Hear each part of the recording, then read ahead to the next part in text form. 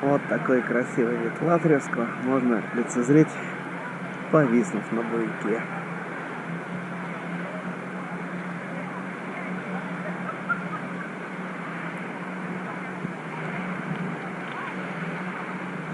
Красота, не правда ли, друзья?